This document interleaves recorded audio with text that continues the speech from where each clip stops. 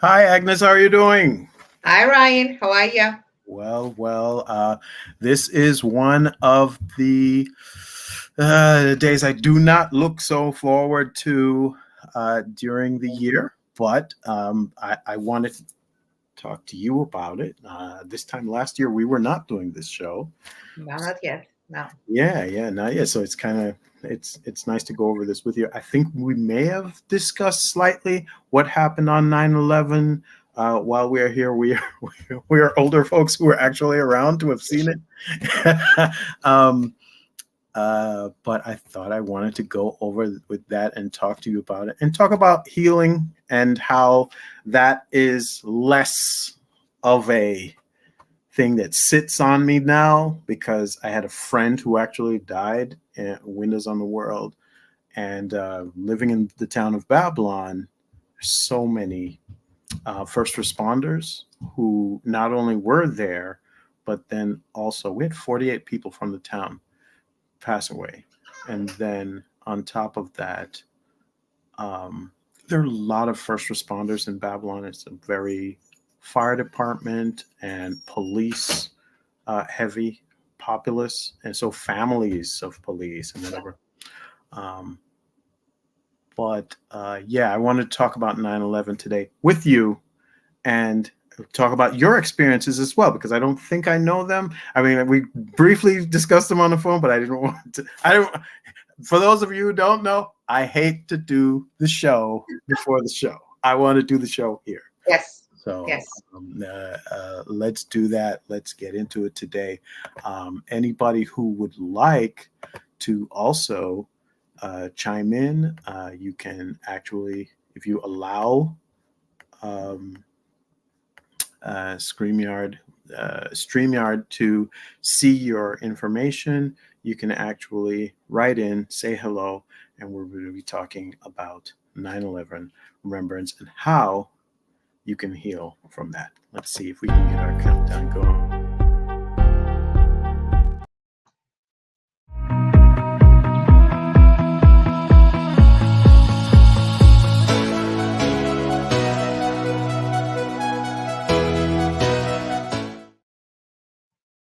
All right, so live from Long Island, New York. Hi, this is Love, Death, and Taxes. I'm Ryan O'Neill Williams, and my co-host over here. Look at me, I got it. You got it. You got it today. Yes. Agnes Amazon. It's completely counterintuitive. Like I'm looking at myself and I'm realizing I am completely mirrored. And so, yes, if I'm pointing towards you, I have to point the other way. Yeah. But yeah, today we're going to talk about 9/11 remembrance. We're going to talk about how you. It's hard to get over it, but it is definitely something that has subsided. I was very affected by it on the day of and many months and years following. But yeah, I'd love to discuss it with you, Agnes. And so, hi, how are you? What's going on otherwise? You You know, good? you just talking about it, and my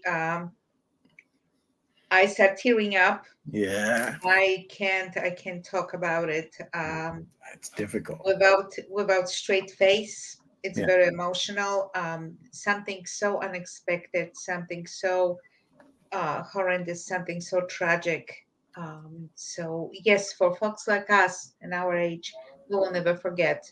My son was 11 years old, and he was affected by it. When I got home, he was sitting, crying with me, watching TV. Um, but it wasn't just my experience with the TV. I At the time I worked on 26 Court Street in Brooklyn, Oh, okay. and when I was driving to work, there was such a big traffic. I was running a little bit late. And then I look at the sky, and that was, to me, at the first sight, I thought, my goodness, there's so many white birds in the air. Why there's so many white birds? The What? birds. And there was papers flying in the air. And to me, at the first sight, because I was already after the first strike in the first hour.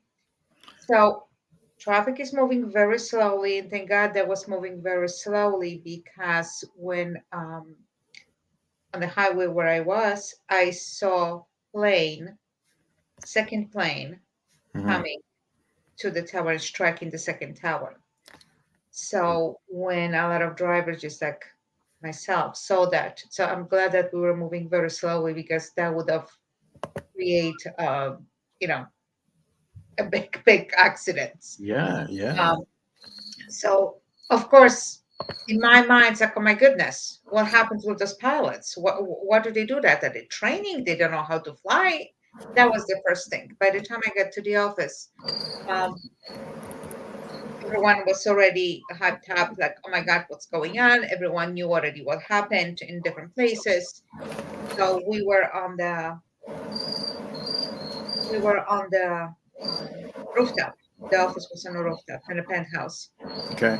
And we were standing right across the river, watching what's going on, expecting that the planes will show up and rescue people from the rooftop from those buildings. Oofa. Um, that, of course, didn't happen. No. And then I saw the first building collapsing.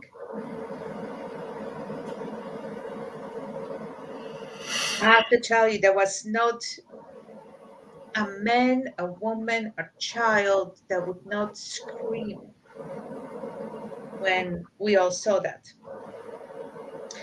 What was even worse, that one of the attorneys that was at the office, Yeah. he wasn't glued to one of the partners. He wasn't glued to the TV. He wasn't outside watching. He was on the phone. His brother-in-law was in one of the Was towers, in one of the towers. and his wife was pregnant with twins, about to deliver 5 days later. Wow.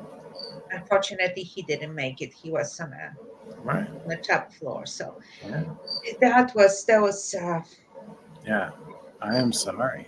I am so epic. sorry. Yeah. Yeah, that's I sometimes hear I have had conversations with people who say, um, there are a lot of conspiracy theories around 9. Yeah. Um, and I think the thing that they keep on bringing up is who is responsible.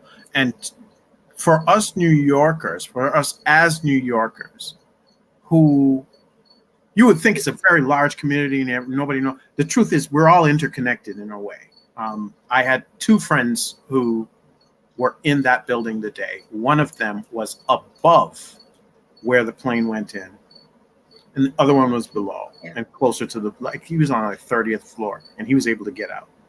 The other one was reporting to work that day and stopped because when he was late. He got there and he was like, "Oh, I got to get back out of here."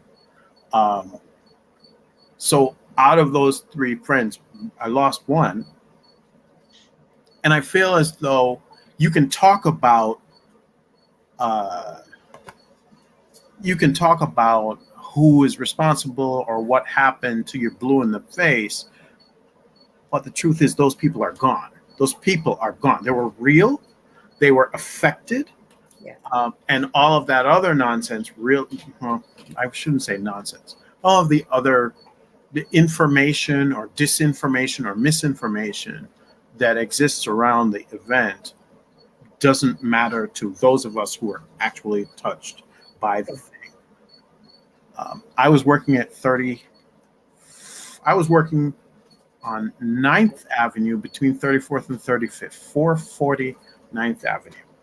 And at that building, it's relatively tall and close to the west side of Manhattan. You can see the Hudson and you can see um, New Jersey from there. Yeah. I was at the time working in a law firm. I think, was I the manager? Yes, I was the accounting manager at the time. And someone came to my office and said, "Ryan, the plane just went into the World Trade." I'm at work already. It's early, but I was at work. I think that time, like I'm getting there at 8 o'clock, whatever it is. And we go into this room that has a window that actually looks in that direction, because that's where the TV was. We had one of those TVs that you Oh push. yeah. And so we had a TV, and so we turned on the TV to watch the news. And one of the attorneys who used to be in the Air Force comes up behind me, and he's watching it. And as we are watching it, the TV is here. The TV is there, and framed behind that is the window. First plane has gone in, and we're looking through the window, and we see another plane going. And the Air Force guy turns to me and says, "We're under attack," like under his voice, like low, like Yeah. low. But he's one of those guys who's like, he was an older gentleman at the time. I think I might have still been. Oh yeah, I'm in my 20s, but he was maybe already in his 40s or 50s, retired, of course, from the Air Force. But he was like, "We're under attack."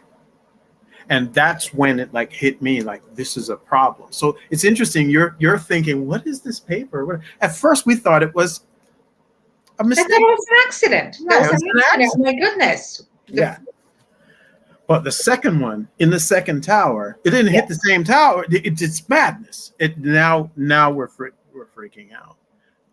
And what I did not tell you is my stepdaughter, my wife's child.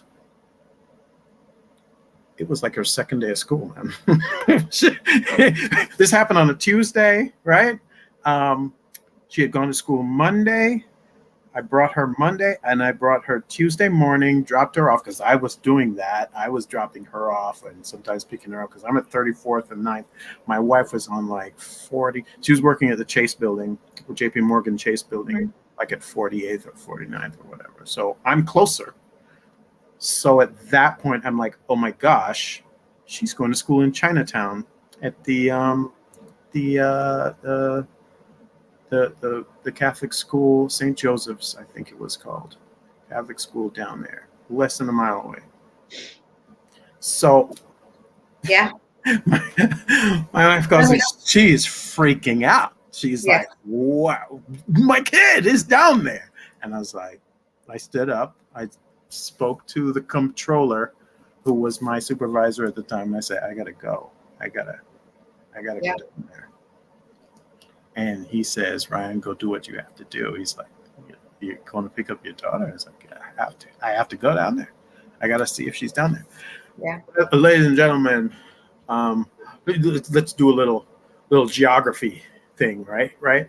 Where Agnes is talking about Brooklyn. Brooklyn is at the southern tip of Manhattan. So if she's looking up, she's probably closest to it. If you are not on the island of Manhattan, Brooklyn is probably the closest to it. So she's looking out at it. Just right across the river. Just across the river, across the Brooklyn Bridge, literally the Brooklyn Bridge. Yeah. And it's right there. Underneath the World Trade Center at the time was the MTA, New York City Transit System, that runs the trains. They turned off all the trains. All trains got turned off. The electricity in many areas down there was gone.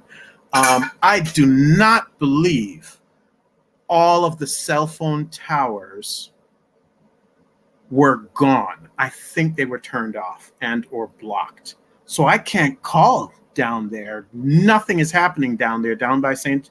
Joe. Nobody's picking up the phone. I have no idea what I'm walking into, but I walked from 34th all the way down to Chinatown.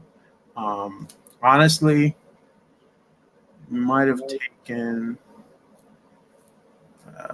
the better part of an hour and a half, hour 45 maybe. But I want you to imagine walking down that direction and everybody is going away from it. Everybody's going away and I'm going down there. And I'm saying to myself, I am crazy. I'm crazy. There are people completely covered in soot. A man holding a briefcase and his entire face is covered like he was, like ashes were poured on him. And the only thing is the tracks of the tears coming down his. That's the only. And I'm looking at him like, and I'm going down there. So, but I had to, like, what are you going to Yeah. do? Child is down there. So I went down there and I knocked at the school, and the school had completely been locked up and closed up. This might have been before 11 o'clock, maybe 10:30, because by the time this That had, happened. Yeah. yeah.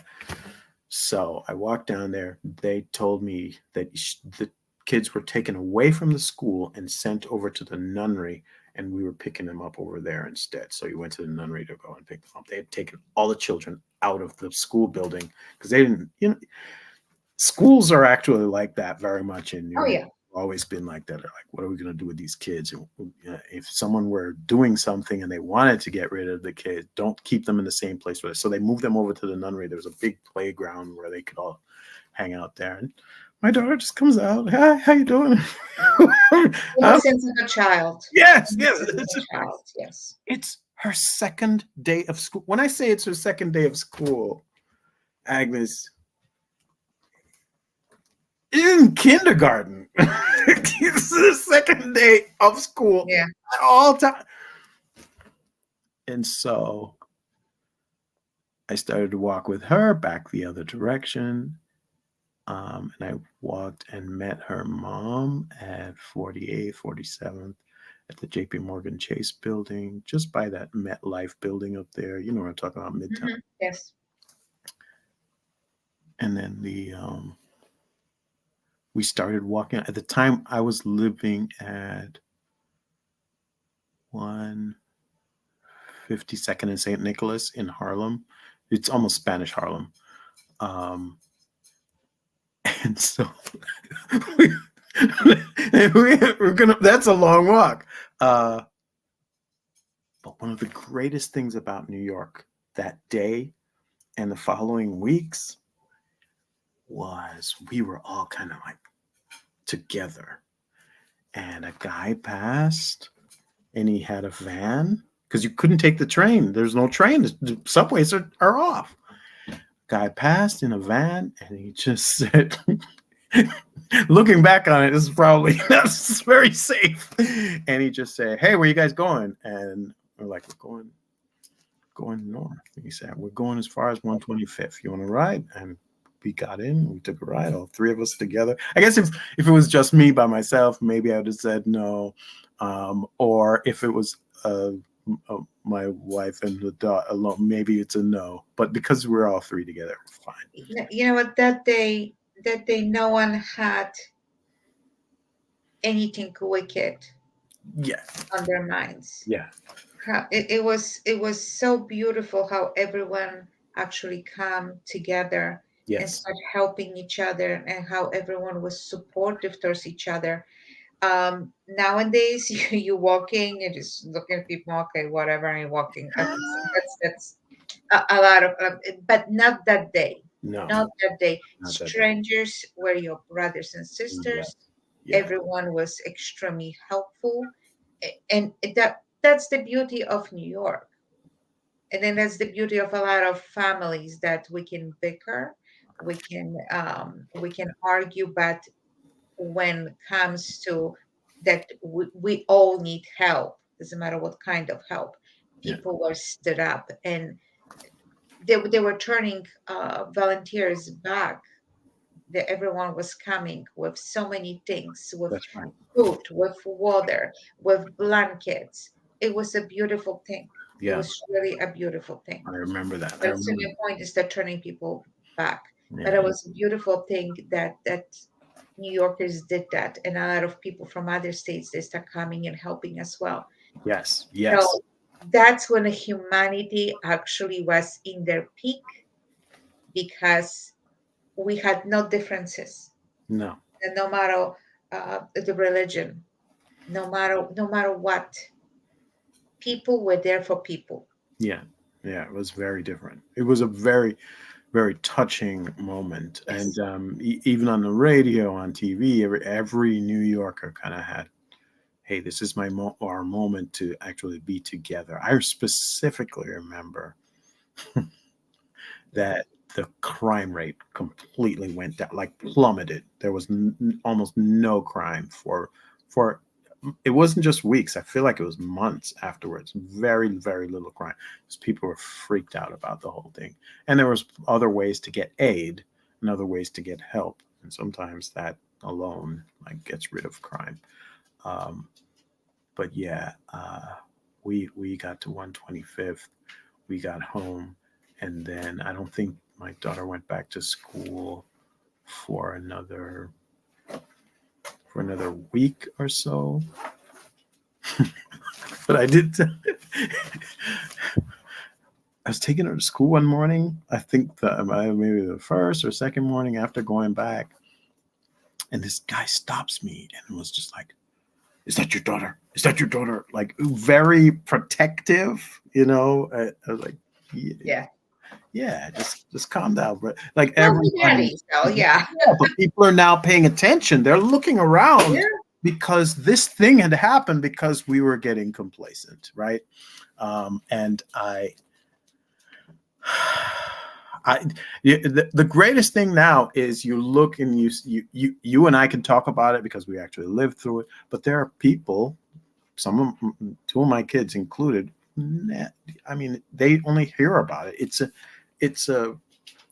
it's a historical moment in the past to them. It's not something they actually lived through, and I think that is fascinating.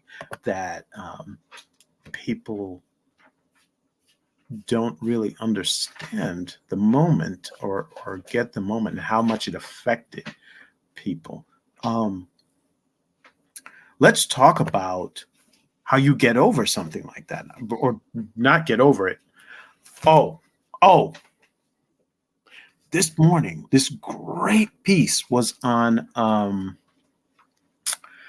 oh my gosh, CBS Morning News. And there was a 9/11 widow who every 9/11 puts on her bridal gown and goes to the commemoration. Like she goes to the Okay. pools every year. She goes and wears her. She is remarried to someone else, but her husband, who was at the time, was in the building, was like he was a financial guy. There was a lot of financial Mhm. stuff in that Of building. course, yes.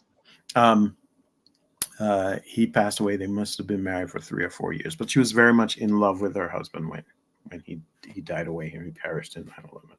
And so I thought that was a very interesting way of coping with it. And she said she did not move on. Love this. She said she moved in to the role of 9/11 widow. She was one of the very vocal people who said instead of buildings, more buildings there, we need to have memorials there instead. So she was one of the people who pushed for the pools to be there. And you guys got to look this up. It's like Yeah. CBS News or whatever it is. But I thought that's a very interesting way of coping with it. And one of the interviewers asked her, well, how does your current husband feel about you putting that on and going? And she said, well, it's not ideal, but you loved who you loved. I loved him, and I loved the previous husband, and I love him as well. So I've loved these two men, and I will continue to love them. And I was like, whoa, I don't know. I don't. That was very interesting. What do you think about that? The You fact, cannot compete with a memory, with yeah, the love that stays. Love is a very powerful feeling. very, very powerful. So it stays. And whoever marries someone who is a widow or a widower, they have to be prepared that sometimes they'll have to compete with a memory of someone else. Yeah, that they're going to be compared to someone else. It's Yes. very difficult. It's very difficult to escape that. Um, People who, both of them in the same situation, it's a beautiful thing because they honor each other and they honor memory of the prior spouses. Mm, Um, Sometimes, there are children from unions like that, and you cannot tell someone you have to forget about your mother or father because now I'm here. right. You have to be prepared. You have to go in with open eyes into that kind of relationship. But you know what? It says a lot about the person who keeps that person in their heart, the memory alive. It says a lot about the person, about their heart, about how pure that love was. Yes. So I think I have a lot of respect for people like that. Yeah. Yeah. You have to. I'll find the story and send it to Yeah. you. But when I saw it, I was like, "What?" Every morning, every 9/11 morning, she irons out the dress and puts it on and goes. Look, that was something, people said goodbye, they kiss each other, and they weren't sick. And just They just went on with their life. They went to, you know, they went to work. yeah, They went to bring home the bacon. And what yeah, happened? and they just disappear. Those people were robbed, or they were robbed from their life, the families, from the loved ones. There was a very tragic event. Yeah, But the memorial that is there, no matter how many people will be there around, no matter if they're gonna play music in the area, no matter what's gonna it when I went there, I couldn't stop crying. Those pools are so beautiful, so they are. somber. It gives you such a wonderful feeling, and there's no possibility to forget Yeah, that. yeah, If every person should go there yeah. and experience that. And by the names, there are little places for the flowers, and the Right. flowers are being placed in the month of the birthday of the person who passed. Yes, yes. And This, yeah, you can take it's all recessed. It's there, and their names are there, and they're carved into the stone. And then you yes, can take your paper and put on top of it. And this is what most people do. They take a piece of paper, they put it on it, and they rub their pencil over it so that they can have a an impression of yeah. whatever the stone is. And I think that that's beautiful. My friend, his name was Michael Parks, the one who passed away, who was there, and he was one of a twin. Oh boy. His sister, his twin sister, uh, I mean, for years, like very long time, um, mourned. Like they were close. Not only were they close, he was really, really. Sometimes you say, I'm a good guy. I am nowhere as nice as that guy. That guy. And he was he was accountant, by the way, and he was making um, an impression on the world. He was at church with the youth fellowship and was taking people away from drugs and drug dealing, and he was such a waste. I cried for days over this guy, and I couldn't go and visit for maybe weeks or months. Definitely for weeks. It wasn't months, but it was weeks. I eventually went and saw his mother, and saw the sister. Um, but I didn't want to go there and be crying too and Yeah. set them off, right? So that's the guy I think of the most. And when they had his memorial at the church, it was standing room. People were outside.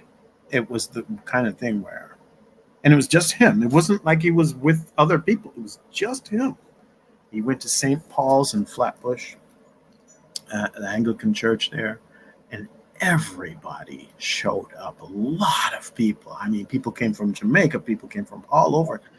And in that moment, I said, my life, I have to do something important with my life. It was inspirational to the point where people come from far and wide to do that. That was amazing to me. It was so full. And I saw people who I hadn't seen since high school. I saw people who went to college with. The number of people that he had touched, I didn't even realize knew him, who knew me. It was fascinating. Um, your world is much smaller than you think it is. Oh, absolutely. Yeah. It's 6 degrees of separation. Yeah. That's all. It That's it. really is. That's true. It really is. Try to stay It's away. it's amazing sometimes when you start talking and discovering, oh well, you know, you have connection with this one and that one. Yeah. What? That happened to me today. I was in a meeting today, and I said, "Oh, this person did so and so," and it's like, "What? We're gonna get him as a client." And the guy's like, "What?" And I was like, "Yeah, I know him." I was like, "What? I know him, but he's been doing this." And the guy's Yeah. like, "Ah, nonsense. He's my brother." Basically, I figured out. So I thought that was Yeah. interesting. But Yeah. yeah, fascinating. So the people who manage it in that sort of way, you definitely admire that. It took me many years to not be angry about it. I was very upset. And to this day, I am still annoyed by people who start talking about, whatever conspiracy theories there are. Because to me, it feels like you're disrespecting the memory of many of these innocent people who got up, and went to work that morning and just didn't make it back home. By the way, they never found Michael's physical body. And that happened for many, many, many Many people. Yes. people who passed away in that thing. In those conditions, that was, yeah. Yeah, That's not surprising. it, what they told his mother was he was incinerated, more than Yes. likely, from the jet fuel of the Yeah. thing, and that they never had a body. And so the closure that you would like to have from that kind of thing never truly existed. It's almost like you lost that person.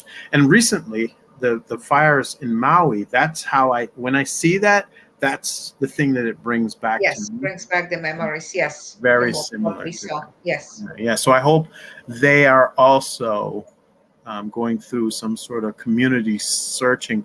The thing I see them doing right now is pointing fingers at their state persons for oh, you didn't handle this well, the mayor or whatever. Some guy resigned the other day. It's like, well, okay, is that really the response that you want to have? Who did this or who did that? And we did do that after 9/11, but I feel like it was a little bit later. It wasn't exactly right away. It was, hey, we've got to deal with this first. There's a building that two humongous buildings that came down, and people who were passed away, and then we were cleaning it up, and those people were getting sick. Uh, So how do we? personally, I like to first act, take care of the problem of the issue at hand, and then sit down and start meditating. Like, okay, why did this happen? Whose fault was it, and what happened? A lot of people have a different perception of looking at situations like that, Mhm. and in a lot of countries, in a lot of places, it's like, oh no, you did it, you did it, you did it, without actually getting into the problem or helping people when the help is needed, and how to cope with something that we experience. We are going to be affected for the rest of our lives.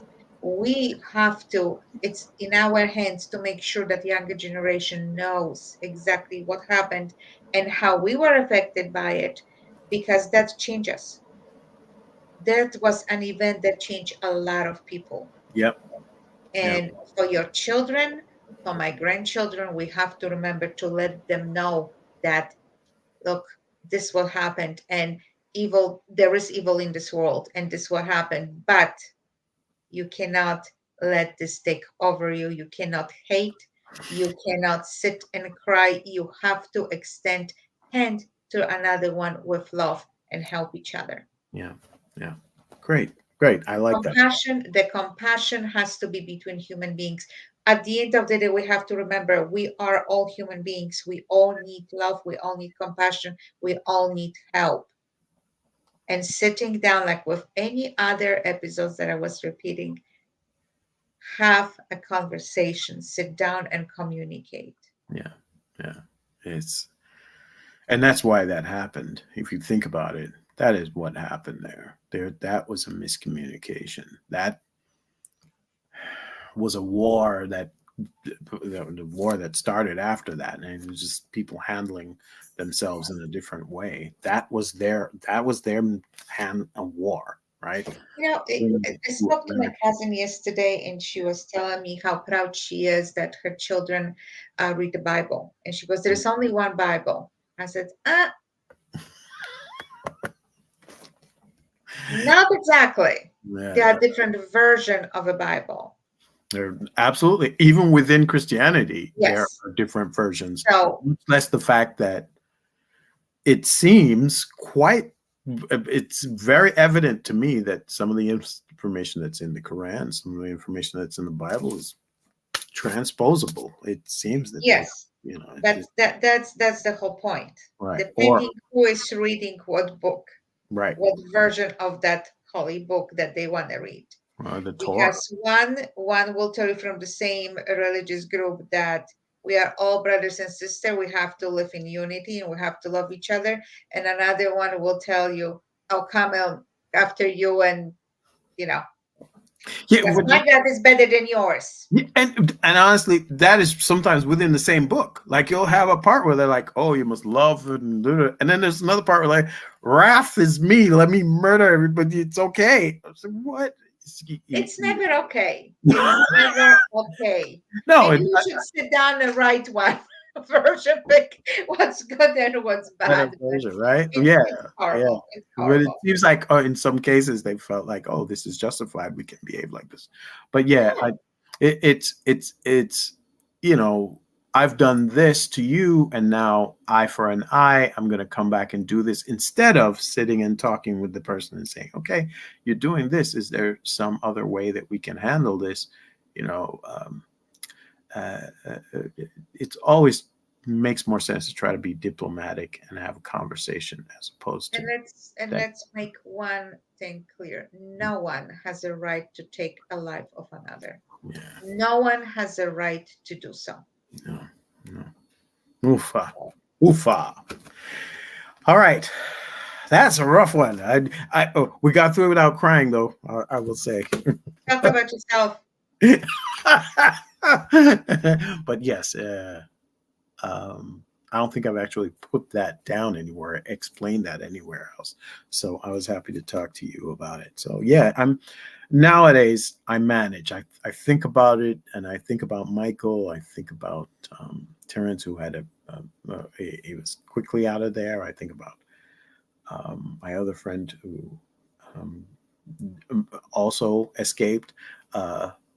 But I also think about how needless that was, and how those almost 4,000 people might have changed the world if they were still alive. You know what I mean? And I'm better about it now. I will say I'm better about it. But there were days where I would wake up on this morning and I almost want to stay in bed. You Yeah. know? Yeah. I still don't feel comfortable in the city on this day. Yeah. Down I there. really Right? don't. Yeah. Yeah. It's different. Yeah. It does feel different. And we actually have put in so many more security measures because of that. Um, huh, fascinating. But yes, I wanted to talk to you about that and talk to everybody else about it. Anybody else who wanted to leave a comment or anything. But